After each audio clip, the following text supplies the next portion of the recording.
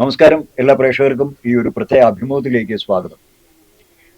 ഒരു ഉത്സവം എന്ന് പറയുമ്പോൾ പ്രത്യേകിച്ച് തൃപ്പൂണിത്തുറയിലെ വൃശ്ചികോത്സവം അത് ലോകമെമ്പാടുമുള്ള ഉത്സവ പ്രേമികൾക്ക് പ്രത്യേകിച്ച് മലയാളികളുടെ അഭിമാനമാണ് ഒരു ഉത്സവം. അത് ദേശങ്ങളിലും വിദേശങ്ങളിലുമുള്ള ഒട്ടനവധി തൃപ്പൂണിത്തുറക്കാരുണ്ട്.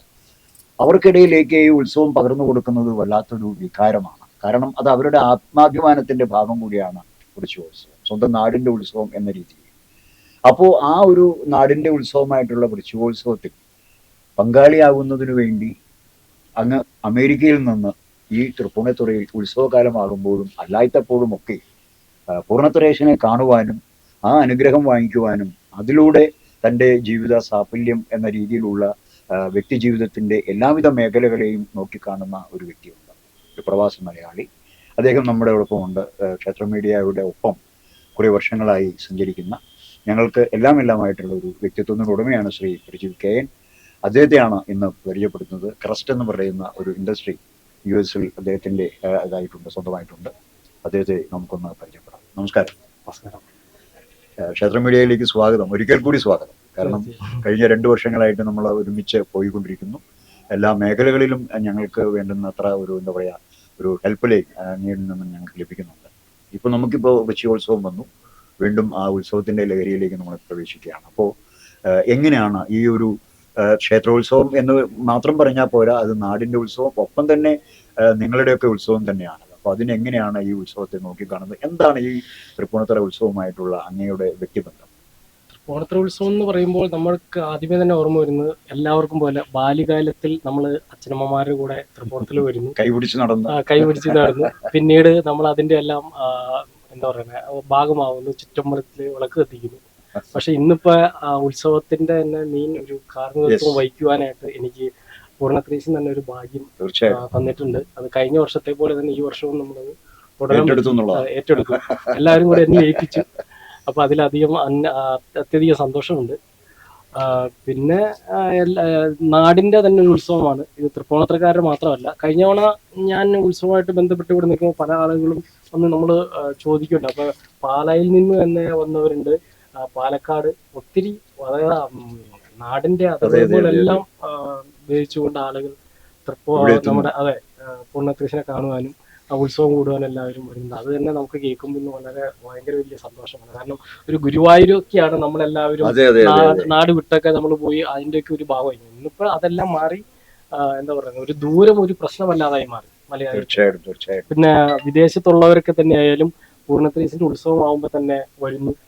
അതെ, കഴിഞ്ഞ തവണ ഒത്തിരി വിദേശികൾ വന്നായിരുന്നു. കുറെ ആളുകൾക്കൊക്കെ നമ്മൾ ഇത് എന്താണ് ഉത്സവം എന്നും പിന്നെ ഇതെങ്ങനെ ഇവിടെ ആനകൾ അല്ലെങ്കിൽ ചെണ്ടമേളം ഇതൊക്കെ അവർക്കൊരു പുതിയ അനുഭവമായിട്ടുള്ളവരൊക്കെ ആയിരുന്നു. അപ്പൊ അവർക്കൊക്കെ എനിക്ക് പറഞ്ഞു കൊടുക്കാൻ പറ്റി.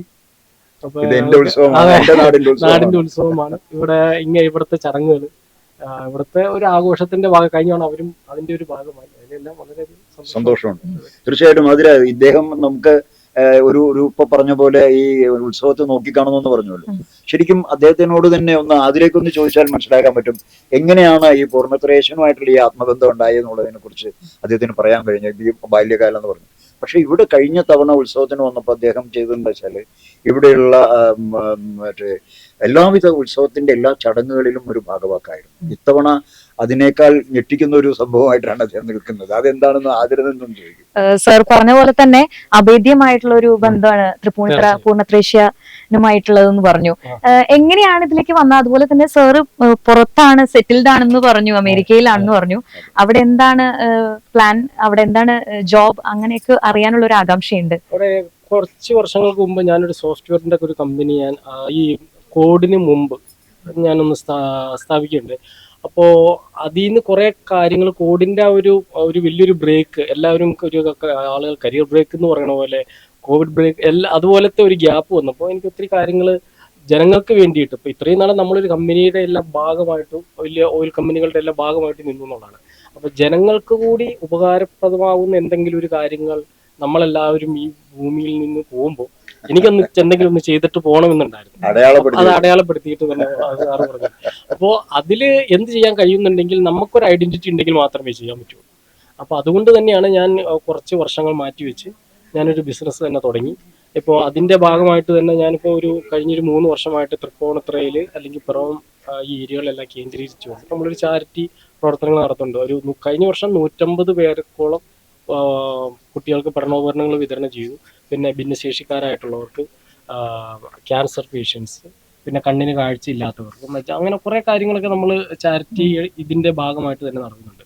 പിന്നെ മുഖ്യമന്ത്രി അന്ന് കടകംപള്ളി സുരേന്ദ്രൻ സാറൊക്കെ US-ൽ ഞങ്ങളുടെ തന്നെ ഒരു പ്രോഗ്രാം അവർ വന്നിട്ടുണ്ടായിരുന്നു. ദേവസ്വം മന്ത്രിയായിരിക്കും. അപ്പൊ തന്നെ അവിടെയുള്ള ബിസിനസ്സുകാർക്ക് വേണ്ടിയിട്ട് ഒരു മീറ്റിംഗ് വെച്ചിരുന്നു. അപ്പൊ അവർ പറഞ്ഞു നാട്ടിൽ കുറച്ച് പേര് വരണം, മിനിമം ഒരു 10-20 പേർക്കെങ്കിലും തൊഴിൽ കൊടുക്കുന്ന ഒരു സംരംഭകരായിട്ട് നിങ്ങൾ കുറച്ച് പേര് മാറണമെന്ന് പറഞ്ഞു. അപ്പൊ കുറച്ച് പേര് അത് ഏറ്റെടുത്തു. ആ ഏറ്റെടുത്ത ഒരു 5ഓളം പേരിൽ എല്ലാവരും കുറെ അധികമൊക്കെ കേട്ടിരുന്ന 300 പേരിൽ പകുതിയും വന്നിട്ടില്ല. പക്ഷെ എന്നാലും ഒരു 5-10 പേര് അതിനകത്തുനിന്ന് തന്നെ സെലക്റ്റഡ് ആയിട്ടുള്ളതിൽ വന്നതിൽ ഒരാളാണ് ഞാൻ. അപ്പൊ ഞാൻ പറഞ്ഞല്ലോ ഏകദേശം ഈ തൃപ്പൂണിത്തുറ തന്നെ 150ഓളം, പിന്നെ അതുപോലെ ക്രസ്റ്റിന്റെ പ്രൊജക്റ്റ് എല്ലാം പിറവം കേന്ദ്രീകരിച്ചാണ്. അപ്പൊ അവിടെയും നമ്മളിപ്പോ ഈ കഴിഞ്ഞ വർഷം മുതൽ ഏകദേശം 90-100 പേർക്കോളം ഇതുപോലെ ഉന്നത വിജയം നേടിയിട്ടുള്ള കുട്ടികൾക്കും അവരെ മാത്രവും കൂടി അല്ല, പിന്നോക്കം നിൽക്കുന്ന ആളുകളെയും കൂടെ ഞാൻ പരിഹരിക്കാറുണ്ട്. എല്ലാവരും നമ്മളൊരു സ്കൂൾ തുറക്കുമ്പോൾ അല്ലെങ്കിൽ ആ സ്കൂൾ ഉന്നത വിജയം നേടിയ പിള്ളേരുടെ ബോർഡുകളാണ് എല്ലാവർക്കും നമ്മൾ കാണുന്നത്. അപ്പൊ ഞാൻ അതിൽ നിന്ന് ഒരല്പം വ്യത്യസ്തമായി അവരുടെയും കൂടെ ഞാൻ എന്റെ കാര്യം അവരുടെ ഒരു കാരണം നമ്മളൊക്കെ എല്ലാവരും വളർന്നു വന്ന സാഹചര്യങ്ങൾ വ്യത്യസ്തമാണ്. തീർച്ചയായിട്ടും.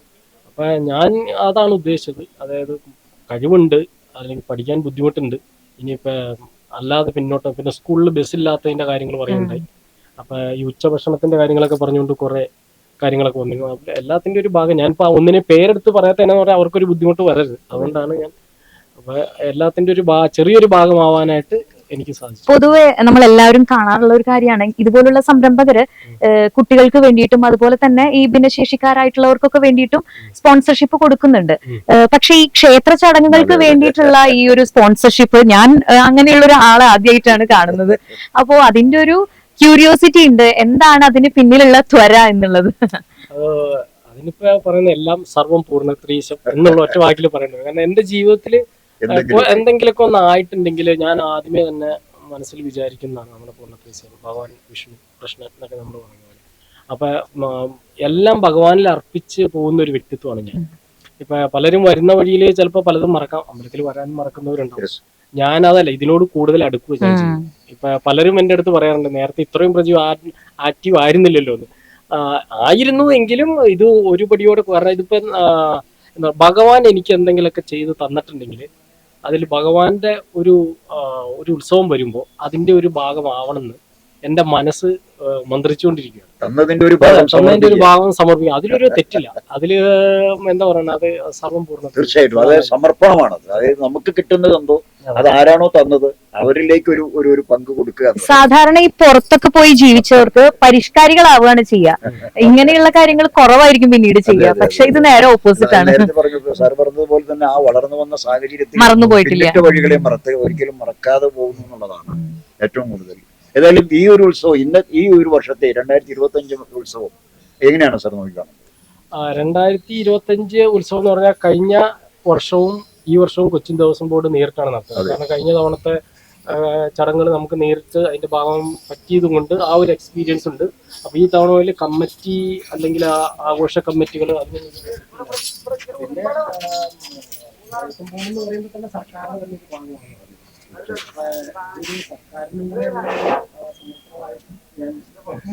കാണുന്നു എല്ലാ ഭഗവാന്റെ ഒരു അനുഗ്രഹം ഉള്ളതുപോലെ തന്നെ ജനങ്ങളുടെ എല്ലാവരുടെയും കൂടെ ഒരു എന്താ പറയുന്നത് ചെറിയൊരു പ്രാർത്ഥന കുറച്ച് പേർക്ക് എനിക്കുണ്ട്. കാരണം നമ്മൾ ചെയ്യുന്ന സഹായങ്ങളിൽ നിന്ന് ആളുകൾ ഫോൺ ചെയ്തായാലും ഇപ്പൊ നമ്മുടെ മാനേജറെ എല്ലാം വിളിച്ച് പറയാറുണ്ട്.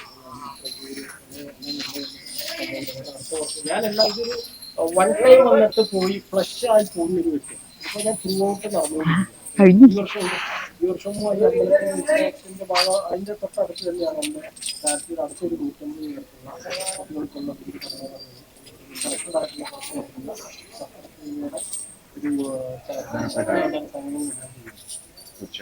അപ്പോൾ നമ്മൾ ഈ വർഷത്തെ വൃശ്ചികോത്സവത്തിന് വളരെ അകമഴിഞ്ഞ രീതിയിലുള്ളൊരു എന്താ പറയുക സംഭാവനയോടുകൂടി ഭഗവാന്റെ മുമ്പിൽ സമർപ്പിച്ച ഒരു വ്യക്തിത്വത്തിനുടമയാണ് ശ്രീ പ്രജിത് KN. ഒപ്പം തന്നെ ക്ഷേത്ര മീഡിയയ്ക്ക് വേണ്ടിയും അദ്ദേഹം ഈ ഒരു ഉത്സവം സമർപ്പിക്കുന്നുണ്ട്. അത് വളരെ സന്തോഷകരമായ ഒരു കാര്യമാണ്. കാരണം കഴിഞ്ഞ വർഷം തന്നെ ഞങ്ങളോടൊപ്പം നിന്ന് ഞങ്ങളുടെ ഒരു അംഗമായി നിന്നൊരു വ്യക്തിയാണ് അദ്ദേഹം. അപ്പൊ നമുക്ക് ഇത്തവണയും ആ ഒരു ഉറപ്പ് ഞങ്ങൾക്ക് പ്രതീക്ഷിക്കേണ്ടത് നല്ല തന്നു കഴിഞ്ഞു. അപ്പൊ അത് വളരെ വളരെ നല്ല കാര്യമാണ്. കാരണം വെച്ചാൽ മനസ്സാണ് വേണ്ടത്. ഒരു എത്ര ഉണ്ടാവുന്നു എന്നുള്ളതല്ല, അത് എങ്ങനെ വിനിയോഗിക്കുന്നു, അതിലാണ് ഒരു വ്യക്തിയുടെ വ്യക്തിത്വം ഉണ്ടാകുന്നത്. തീർച്ചയായും. കാരണം ക്ഷേത്ര മീഡിയ എന്ന് പറയുന്നത് ഉത്സവങ്ങളെല്ലാം ലോക മലയാളികളിലേക്ക് എത്തിച്ചു കൊടുക്കുന്ന ഒരു ദൗത്യം ഏറ്റെടുക്കും. അത് നിങ്ങളെ അപ്രീഷിയേറ്റ് ചെയ്യാതെ പറ്റില്ല. കാരണം എല്ലാവരും വളരെ ഒരു എന്താ പറയുക 1-2 മിനിറ്റിലുള്ള ഏതെങ്കിലും ഒരു വീഡിയോയിൽ ഫേസ്ബുക്കിൽ പോസ്റ്റ് ചെയ്യുന്നു, അല്ലെങ്കിൽ അവിടുത്തെ ചടങ്ങുകളുടെ എല്ലാം ചെറിയ അങ്ങനെ ഒരു കാണുന്ന ഒരു സംഭവമായിരുന്നു എനിക്ക് തോന്നുന്നു ഇപ്പോൾ കുറച്ച് വർഷങ്ങൾക്ക് മുമ്പ്.